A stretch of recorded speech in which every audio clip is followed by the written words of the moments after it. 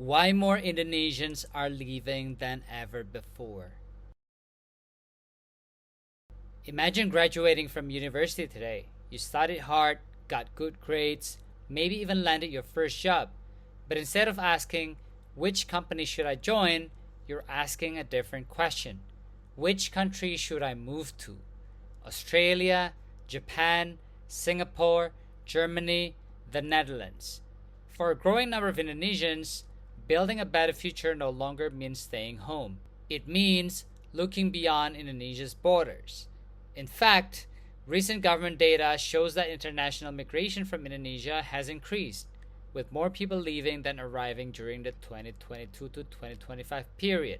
So, why are more Indonesians choosing to leave? And more importantly, what would make them want to stay? A generation ago, success often meant getting a stable job, buying a house, starting a family, all in Indonesia. Today, that dream looks different. Thanks to the internet, low-cost flights, global companies, and social media, young Indonesians can now compare their lives with people around the world. Suddenly, a software engineer in Jakarta knows what life looks like in Singapore. A nurse can explore opportunities in Japan. A graduate can apply for jobs in Australia without ever leaving home. The world didn't just become more connected, it became more accessible. For many people, leaving Indonesia isn't about escaping, it's about expanding their possibilities.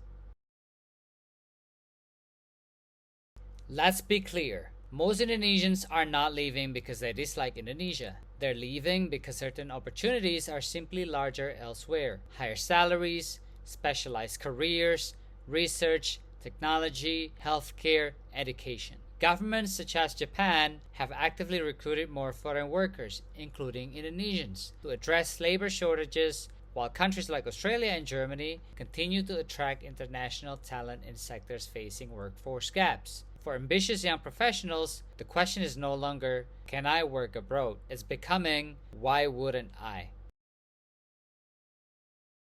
Here's where the story becomes bigger. When skilled people leave, countries lose more than workers. They lose experience, innovation, entrepreneurs, scientists, doctors, engineers, teachers. This is what economists call brain drain. Indonesia has become increasingly concerned about this challenge. In fact, discussions around special residency schemes and stronger engagement with the Indonesian diaspora have grown specifically because policymakers want talented Indonesians abroad to stay connected or eventually return. The goal isn't necessarily to stop people from leaving. It is to make sure their knowledge continues benefiting Indonesia.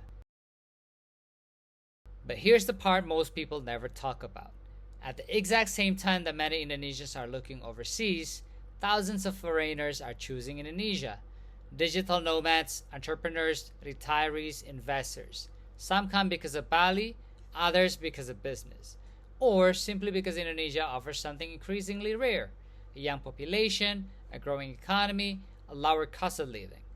This creates a fascinating contradiction. Many Indonesians dream of life abroad, while many foreigners dream of life here. Neither group is necessarily wrong. They're simply optimizing for different things.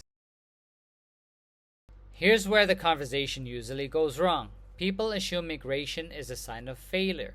History tells a more complicated story. Countries like India, South Korea, Taiwan, and even China all saw millions of citizens study or work overseas. Many returned, some didn't, but they built international networks, started companies, invested back home, shared new skills. Migration isn't automatically a loss. Sometimes it's an investment. The real question is whether people eventually find reasons to reconnect.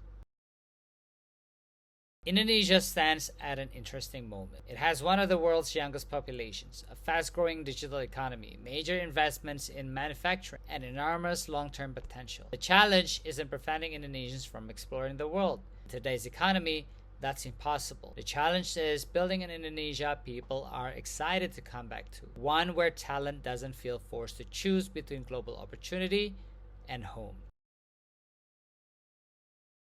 So, why are more Indonesians leaving than ever before? Maybe they're not leaving Indonesia. Maybe they're joining something much bigger, A generation that no longer sees opportunity as limited by geography. The countries that succeed in the future won't be the ones that stop people from leaving.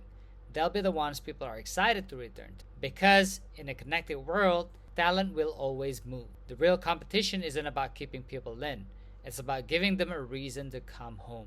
The future of Indonesia won't be decided by how many people leave, it will be decided by how many choose to come back.